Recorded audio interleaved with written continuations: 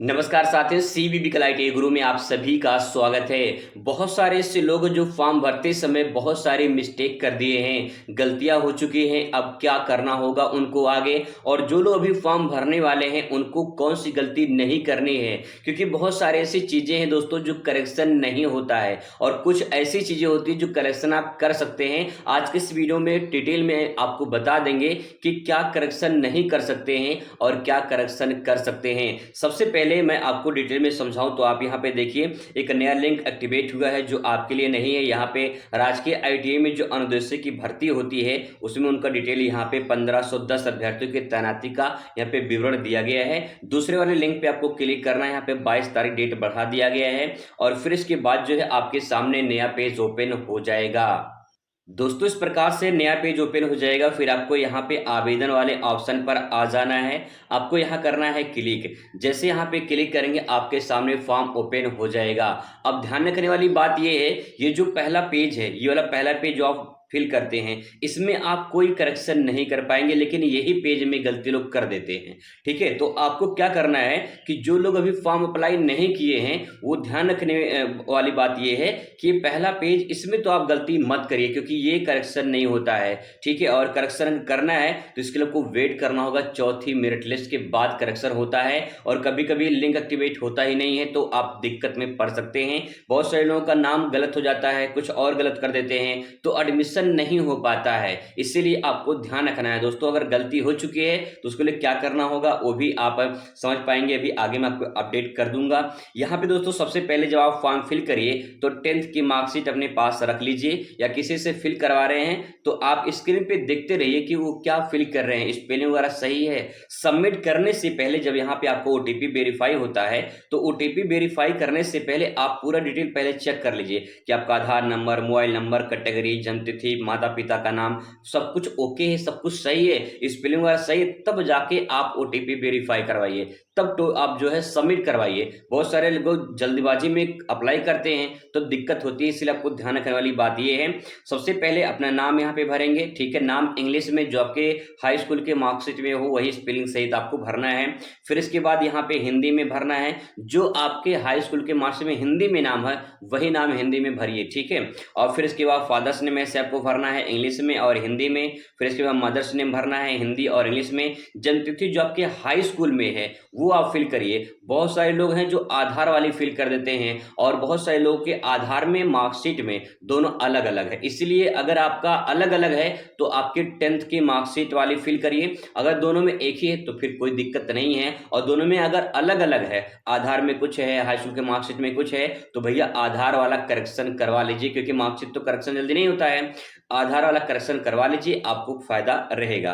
फिर इसके बाद कैटेगरी आपको पता होगा कि आप किस कैटेगरी में आते हैं, एससी, एसटी, ओबीसी, जनरल में किस में आते हैं, तो आपको यहाँ पे फिल करना है। जो भी आपकी कैटेगरी होती है वो कैटेगरी में आपका यहाँ पे फिल करना है। अगर आप जनरल में आते तो आप यहाँ पे टिक करेंगे, और ओबीसी में आते तो आप यहाँ पे टिक करेंगे, एससी में आते तो यहाँ पे टिक करेंगे, और एसटी में आते तो आप यहाँ पे टिक करेंगे। बहुत सारे लोग होते हैं जो इसमें भी मिस्टेक कर देते हैं, आपको नहीं पता है तो आपको किस कैटेगरी में आप आते हैं तो अपने घर वालों से पूछ लीजिए भैया, नहीं तो आप जाके गूगल पे सर्च कर लीजिए कि जो है मैं जो है बढ़ई हूँ या फिर मैं कोई और हूँ, तो ये किस जाति में आता है, ओबीसी, एससी, वो बता देगा, आप भर सकते हैं। बहुत सारे तरीके ऑनलाइन का जमाना है। मोबाइल नंबर फिल करना है तो मोबाइल नंबर वो मोबाइल नंबर होना चाहिए जिसमें रिचार्ज वगैरह हो, ओटीपी वगैरह आए अच्छे से, और ये तब तक आपको चेंज नहीं करना है जब तक आपकी आईटी कंप्लीट नहीं हो जाती है, क्योंकि यही नंबर आपका आगे चलेगा। इसलिए ध्यान रखने वाली बात यह है कि ये नंबर आपका चालू हालत में होना चाहिए।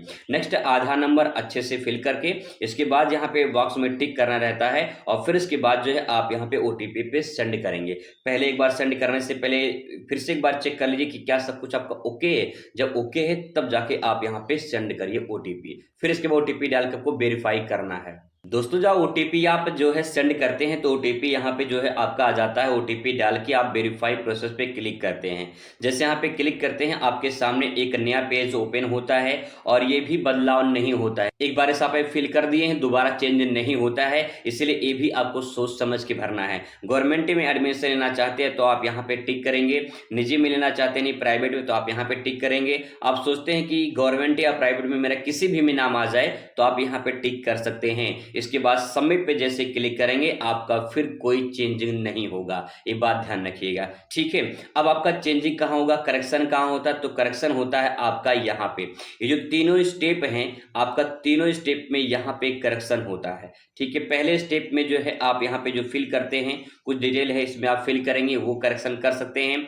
स्टेप 2 में करेक्शन कर सकते हैं, स्टेप 3 में करेक्शन कर सकते हैं, मतलब इसमें तीनों में करेक्शन कर सकते हैं। लेकिन पहला वाला जो पेज है उसमें कोई बदलाव नहीं होता है, इसलिए पहला वाला पेज तो अच्छे से आप फिल करिए। बहुत सारे ऐसे लोग हैं जो कॉलेज ऐड करना चाहते हैं, बहुत सारे ऐसे लोग हैं जो ट्रेड ऐड करना चाहते हैं, बहुत सारे ऐसे लोग हैं जो एड्रेस चेंज करना चाहते हैं, कुछ ऐसी जो गलतियां हैं उसे सुधारना चाहते हैं। तो देखिए जब आप फॉर्म ओपन करेंगे तो यहाँ पे जो डिटेल दिया रहता है, जैसे आपका नाम, फादर्स नेम, मदर्स नेम, इस पर थोड़ा सा धुंधला दिखाई देगा, मतलब कि थोड़ा सा धूमिल रहेगा।